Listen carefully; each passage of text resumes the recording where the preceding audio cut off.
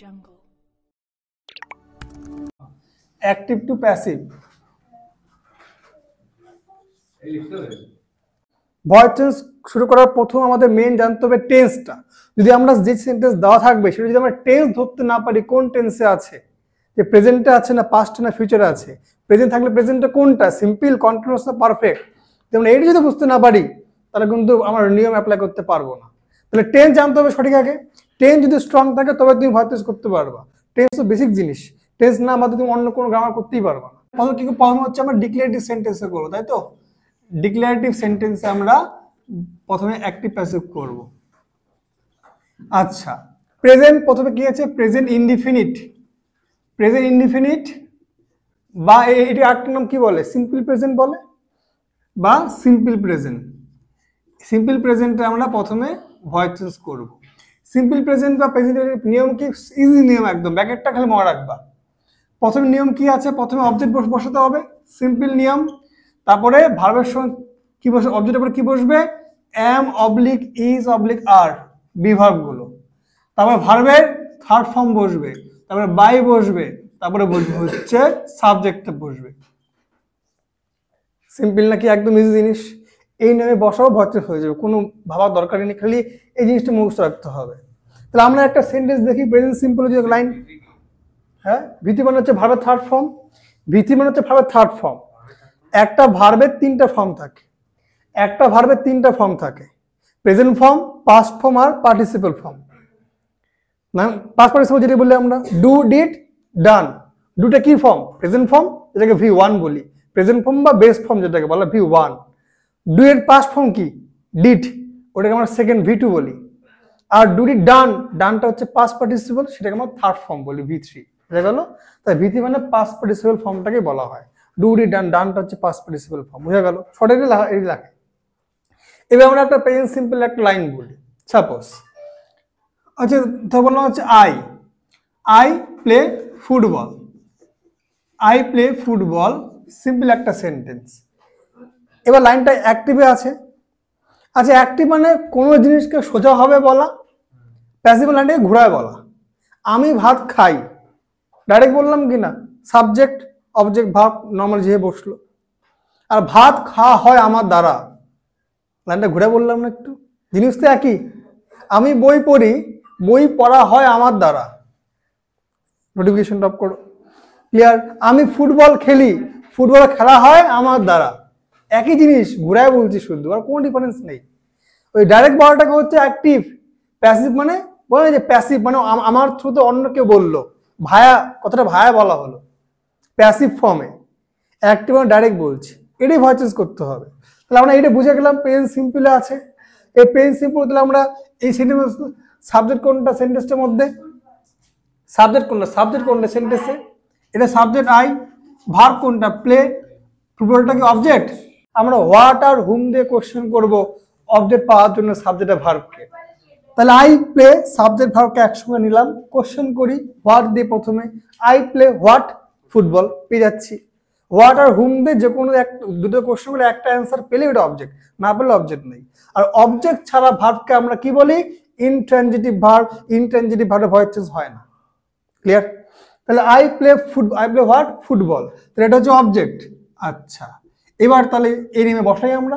এটা অ্যাক্টিভে আছে, প্যাসিভে করি বসাই। প্রথমে কি বসবে? অবজেক্টটা বসবে। ফুটবল আগে বসালাম, খালি নিয়মে বসা, আর কিচ্ছু ব্যাপার নাই। ফুটবল, এম ইজ আর, কোনটা বসবে? এম তো আর পরে বসে, প্লুরাল হলে are is, singular football is. Verb কোনটা? প্লে। প্লে থার্ড ফর্ম কি হয়? Play, played, played third form হয়, প্লেট। Football is played. তারপর কি ইউজ করতে হবে? বাই। তারপর কি? সাবজেক্টটা কি? আইটা যখন সাবজেক্ট এখানে, কিন্তু সেন্টেন্স এখানে কি হয়ে যাচ্ছে? অবজেক্ট। তাহলে আইয়ের অবজেক্ট কি হয়? মি। কারণ এই সেন্টেন্সটা আইটা কি, এই সেন্টেন্সের মধ্যে আইটা কি সাবজেক্ট ছিল, কি যখন আমি প্যাসিভে করতে যাচ্ছি এই আইটা কি অবজেক্ট হয়ে যাচ্ছে। তাহলে আইয়ের অবজেক্ট কি হয়? মি। তাই মিল, তখন তো আই লেখা যাবে না, কারণ এটা তো অবজেক্ট জায়গা বসতেছে এটা। তাই এটা কি হবে? Me. Football is played by me. শেষ, ভয়েস চেঞ্জ কমপ্লিট সেন্টেন্সটা। ক্লিয়ার না? আচ্ছা, এবার এটা গেল হচ্ছে তোমার প্রেজেন্ট সিম্পল। আমি প্রত্যেক টেন্স ওয়াইজ যাচ্ছি। তারপর চলে আসি আমরা প্রেজেন্ট কন্টিনিউয়াস, প্রেজেন্ট সিম্পলের উপর কি আসে? প্রেজেন্ট কন্টিনিউয়াস আসে। তাহলে আমরা আচ্ছা এখানে যদি নেগেটিভ থাকতো কি লিখতাম? কোনো ফ্যাক্টর একই ব্যাপার, তাহলে লিখতাম আই ডোন্ট প্লে ফুটবল, তো কি হতো? Football is not played by me. কি নটটা নটের জায়গায় বসতো, বাকি সব সেম থাকতো। নেগেটিভ থাকা মানে কোনো চেঞ্জ হতো না, খালি ইন্টারোগেটিভ থাকলে ওটা পরে বোঝাবে ইন্টারোগেটিভ সেন্টেন্স। নেগেটিভ থাকলে শুধু নটটা বসতো, football is not played by me, আর কোনো ডিফারেন্স নেই, বাকি সব সেম নিয়ম। ক্লিয়ার? তাহলে এটা ইম্পর্টেন্ট, এই মুখস্থ রাখতে হবে। এটা মুখস্থ রাখলে সেন্টেন্স টেন্স বুঝবো, নিয়ম অ্যাপ্লাই করবো, কোনো ঝামেলা নেই। এবার আমরা আসি প্রেজেন্ট কন্টিনিউয়াস। প্রেজেন্ট কন্টিনিউয়াস লাইনটা শুরুতে মনে হচ্ছে প্রেজেন্টে কোনো কাজ কন্টিনিউ হচ্ছে, নামের মধ্যেই আছে। মানুষের যে নাম রাখা হয় কোনো মিনিং থাকে, থাকে না?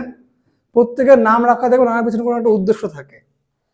তোমাদের যে প্রত্যেকের নাম রাখা হয়েছে, কেউ হয়তো মা বাবা রাখছে, না এরকম আত্মীয় রাখছে, তাহলে কেউ হয়তো কোনো জ্ঞান মানে ঠাকুমা ঠাকুরদা বাড়ির যে সিনিয়র কেউ, তার পছন্দ নাম রাখা হয়।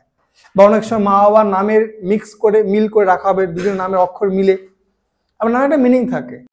আচ্ছা প্রেজেন্ট কন্টিনিউ মানে যে কাজটা কন্টিনিউ হচ্ছে, তাহলে আগেরটাতে বোঝাই আই প্লে ফুটবলটাকে বলি আই এম প্লেইং ফুটবল করি এটা।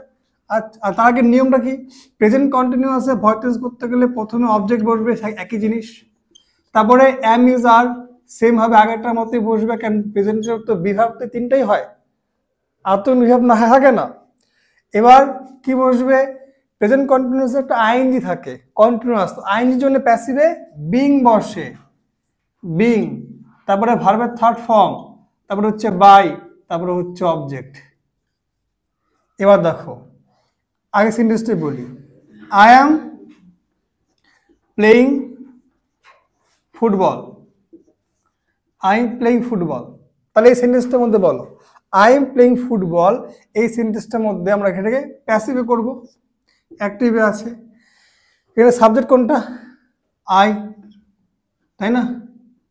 এখানে সাবজেক্ট হচ্ছে আই, মেন ভার্ব হচ্ছে প্লেইং, অ্যামটা হচ্ছে বি ভার্ব, আর ফুটবলটা হচ্ছে অবজেক্ট। তো এই নিয়ে বসাই আমরা, ফুটবল আগে চলে আসলো, ফুটবল, তবে কি বসবে? ইজ, তারপর কি বসবে? বিং।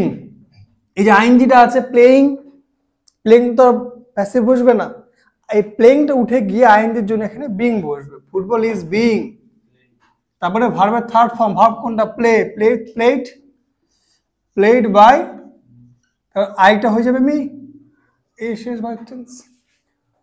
ক্লিয়ার না?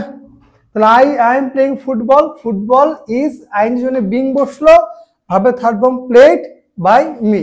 ক্লিয়ার না? তাহলে football is being played by me, এ পর্যন্ত ক্লিয়ার? তুই এখানে বলতো I am not playing football, তাহলে কি হতো? হ্যাঁ,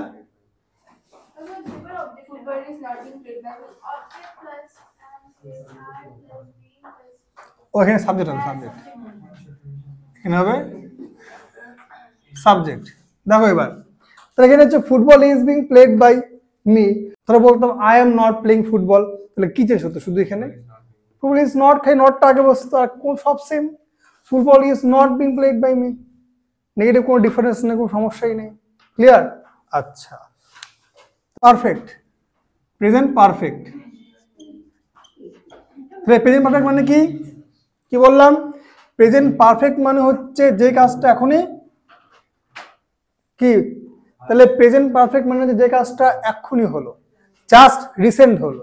তোমরা পড়তে আসছো, এটা আমি ফুটবল খেললাম, ভাত খেলাম, আমি পড়তে বসলাম, জাস্ট একটু আগে হলো। তাহলে এখানে আমরা কি করে চিনবো? প্রেজেন্ট পারফেক্ট করে চেনার উপায় কি? হ্যাভ হ্যাজ থাকবে আর ভার্বের থার্ড ফর্ম দেওয়া থাকবে। প্রাঞ্জল শোনো, তাহলে আমি একটা এক্সাম্পল দিয়ে বলছি, যেটা বললাম। তাহলে I have played football, I have played football, আমি ফুটবল খেললাম।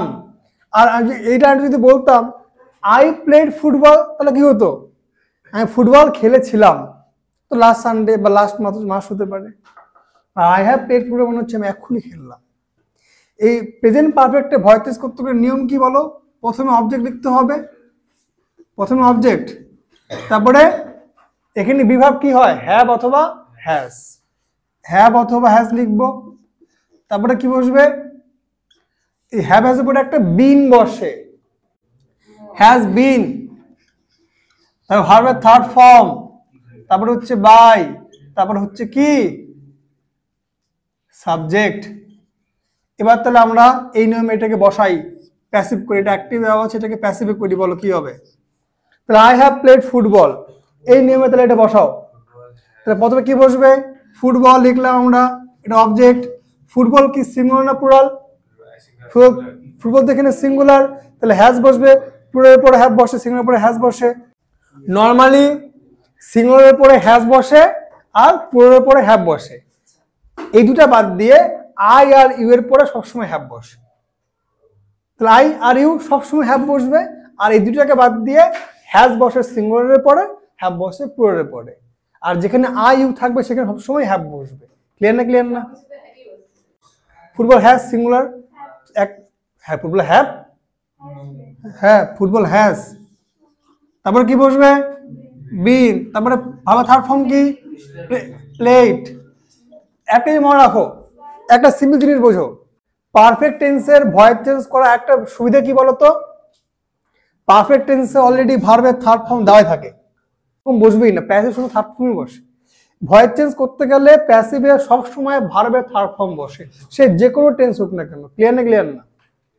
তাহলে এখানে আর কি বললাম, পারফেক্ট টেন্সের ভয়েস চেঞ্জ করতে গেলে একটা ইজি জিনিস কি সুবিধা কি আমাদের, যে ভার্বের থার্ড ফর্ম অলরেডি দেওয়াই থাকে, হ্যাভ থাকুক বা হ্যাড থাকুক থার্ড ফর্ম দেওয়াই থাকে, তখন চিন্তা করতে হয় না থার্ড ফর্ম কি এটা না জানলে। তো প্লেট, তারপর কি হবে? বাই, আইটা হয়ে যাবে কি? মি, শেষ ভয়েস চেঞ্জ। এটা হচ্ছে পারফেক্ট টেন্সের ভয়েস চেঞ্জ।